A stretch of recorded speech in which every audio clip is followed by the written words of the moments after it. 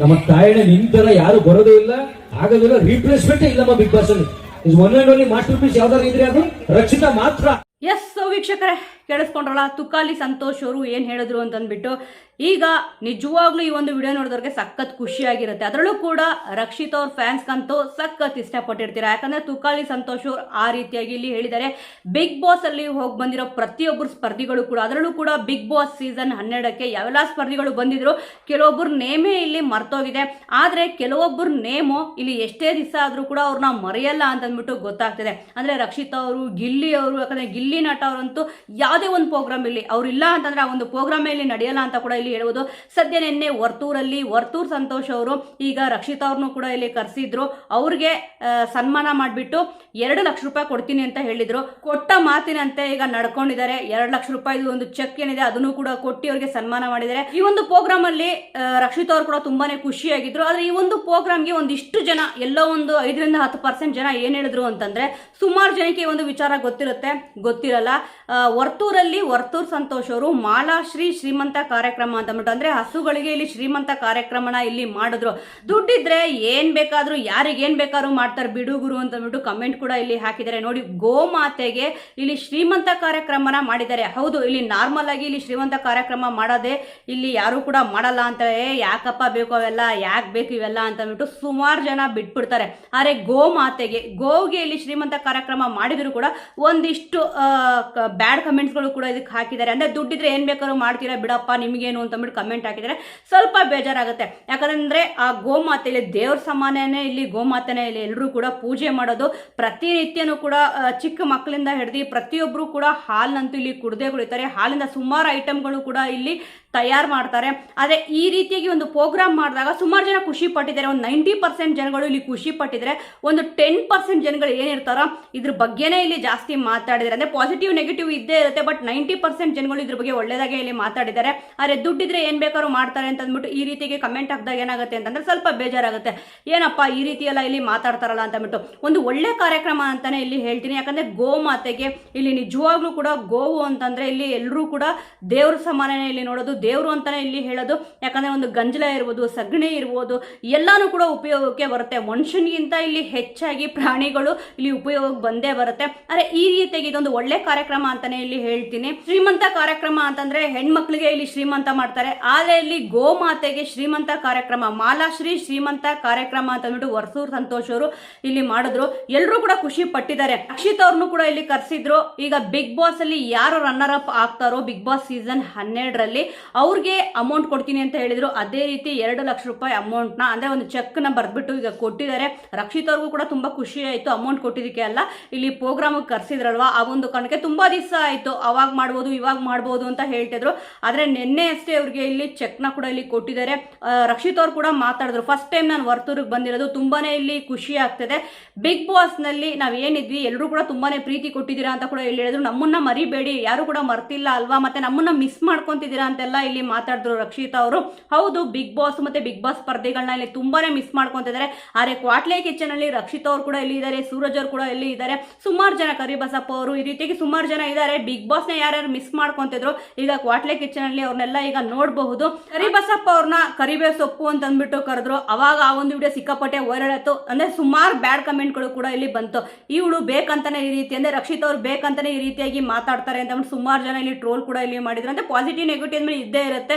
ಅಂದ್ರೆ ಕರಿಬಸಪ್ಪ ಅವ್ರನ್ನ ಕರಿಬೇವು ಸೊಪ್ಪು ಅಂತ ಕರೆದ್ಮೇಲೆ ಇಲ್ಲಿ ಕರಿಬಸಪ್ಪ ಅವ್ರು ಜಾಸ್ತಿ ಫೇಮಸ್ ಕೂಡ ಇಲ್ಲಿ ಆದ್ರು.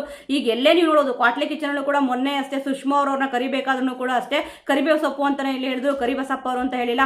ಅದಾಗಿದ ತಕ್ಷಣ ನೆಕ್ಸ್ಟ್ ಇಲ್ಲಿ ವರ್ತೂರ್ ಸಂತೋಷ್ ಅವ್ರನ್ನ ಇಲ್ಲಿ ಸಂತೂರ್ ಸೋಪ್ ಅಂತ ಹೇಳಿದ್ರು. ಆಗೇನಾಯ್ತು ಅಂತಂದ್ರೆ ವರ್ತೂರ್ ಸಂತೋಷ್ ಅವ್ರನ್ನ ನೋಡಿದ ತಕ್ಷಣ ಸಂತೂರ್ ಸೋಪ್ ಅಂತ ಅಂದ್ಬಿಟ್ಟು ಇದು ಕೂಡ ಸಿಕ್ಕಾಪಟ್ಟೆ ಟ್ರೋಲ್ ಆಯ್ತು. ಇದು ಬೇಕು ಅಂತಾನೆ ಮಾತಾಡಿದ್ರು, ಬೇಡ ಅಂತ ಮಾತಾಡಿದ್ರು. ಒಟ್ಟಲ್ಲಿ ಈ ರೀತಿಯಾಗಿ ಸ್ವಲ್ಪ ಇಲ್ಲಿ ಟ್ರೋಲ್ಗಳು ಕೂಡ ಆಗಿತ್ತು.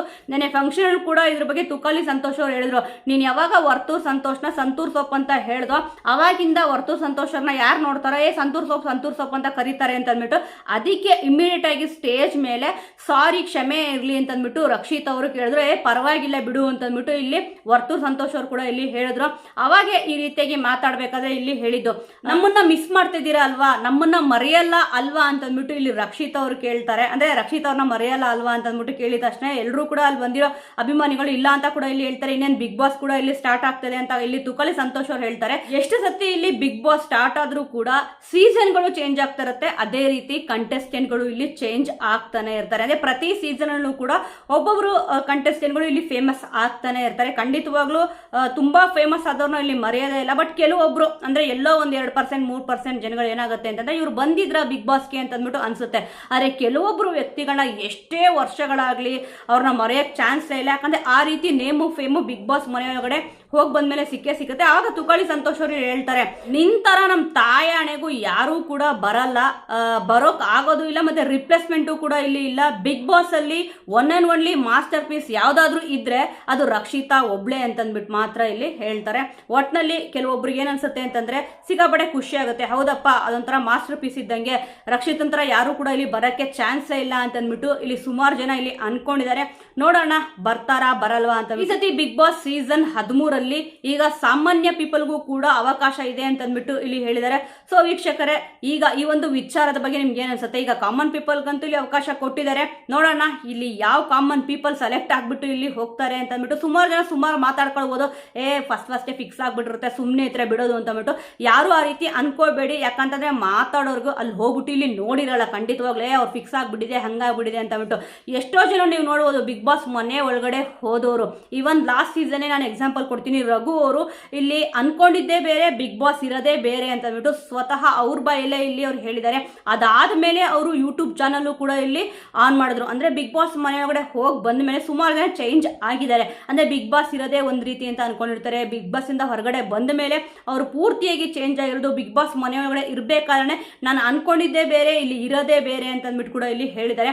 ಅದೇ ರೀತಿ ಯಾರೂ ಕೂಡ ಇಲ್ಲಿ ಚಾನ್ಸ್ ನ ಮಿಸ್ ಮಾಡ್ಕೊಳಕ್ಕೆ ಹೋಗಬೇಡಿ. ಏನು ಕಾಮನ್ ಪೀಪಲ್ಗೆ ಇಲ್ಲಿ ಅವಕಾಶ ಇದೆ ಅಂತ ಹೇಳಿದಾರೋ ಖಂಡಿತವಾಗ್ಲೂ ವಿಡಿಯೋ ಮಾಡಿ ಅಪ್ಲೋಡ್ ಮಾಡಿ. ಕಾಮನ್ ಆಗಿ ನಾನು ಹೇಳ್ತಿರೋದು ಏನಪ್ಪಾ ಅಂತಂದ್ರೆ ಒಂದ್ಸತಿ 2 ಸತಿ 3 ಸತಿ ವಿಡಿಯೋ ಮಾಡಿಬಿಟ್ಟು ಇಲ್ಲಿ ಬೇಜಾರು ಮಾಡ್ಕೋಬೇಡಿ, ಅದು ಅಪ್ಲೋಡ್ ಆಗಲ್ಲ ಇಮಿಡಿಯೇಟ್ ಆಗಿ. ಒಂದ್ಸತಿ 2 ಸತಿಗೆ ಇಲ್ಲಿ ಸುಮಾರು ಒಂದು 15-20 ಸತಿ ಟ್ರೈ ಮಾಡಿದ ಮೇಲೆ ಇಲ್ಲಿ ಅಪ್ಲೋಡ್ ಆಗುತ್ತೆ. 50 MB ಒಳಗಡೆ ಇರಬೇಕು ಅಂತ ಅಂದ್ಬಿಟ್ಟು ಅವ್ರು ಹೇಳಿದ್ದಾರೆ. ಇವೆಲ್ಲ ಪ್ರೊಸೀಜರು ಏನ್ ಹೇಳಿದಾರೋ ಕಲರ್ಸ್ ವಾಹಿನಿಯಲ್ಲೂ ಬಿಟ್ಟಿದ್ದಾರೆ, ನನ್ನ ಒಂದು ಚಾನಲ್ ಕೂಡ ಇಲ್ಲಿ ಮಾಡಾಕಿದ್ದೀನಿ ಯಾವ ರೀತಿ ಇಲ್ಲಿ ಮಾಡಬೇಕು ಅಂತಂದ್ಬಿಟ್ಟು. ಅಂದ್ರೆ ವಿಡಿಯೋನ ಮಾಡಬೇಕು, ಒಂದು 50 MB ಒಳಗಡೆ ಇರಬೇಕು. ನೀವು ಯಾಕೆ ಬಿಗ್ ಬಾಸ್ ಮನೆ ಒಳಗಡೆ ಹೋಗ್ಬೇಕು ಅಂತ ಇದ್ದೀರಾ ಅಂತಂದ್ಬಿಟ್ಟು ಕೂಡ ಇಲ್ಲಿ ಹೇಳಬೇಕು. ಆ ಒಂದು ವಿಡಿಯೋದಲ್ಲಿ 3 ನಿಮಿಷದ ಒಳಗಡೆ ನಿಮ್ಗೆ ಎಷ್ಟು ಸಾಧ್ಯನೋ ಅಷ್ಟು ಪಟ ಅಂತ ಇಲ್ಲಿ ಹೇಳಿ ಮುಗಿಸಿ, ಬೇರೆ ಎಲ್ಲ ಮಾತಾಡೋದು ಬೇಕಾಗಿಲ್ಲ. ಇಲ್ಲಿ ಶಾರ್ಟ್ ಆಗಿ ಸ್ಪೀಡ್ ಆಗಿ ಮಾಡಿ ಕಳ್ಸಿದ್ರೆ ಖಂಡಿತವಾಗ್ಲೂ ಲಕ್ ಅನ್ನೋದಿತ್ತು ಅಂತಂದ್ರೆ ನಿಮ್ಗೂ ಕೂಡ ಇಲ್ಲಿ ಚಾನ್ಸ್ ಸಿಕ್ಕುತ್ತೆ.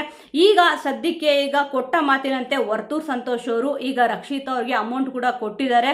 ಈಗ ತುಕಾಲಿ ಸಂತೋಷ್ ಅವರು ಕೂಡ ಹೇಳಿದ್ದಾರೆ ಮಾಸ್ಟರ್ ಪೀಸ್ ಯಾರಾದ್ರೂ ಇದ್ರೆ ಬಿಗ್ ಬಾಸ್ ಅಲ್ಲಿ ಅಂತ, ಅದು ರಕ್ಷಿತಾ ಮಾತ್ರ ಅಂತ ಅಂದ್ಬಿಟ್ಟು.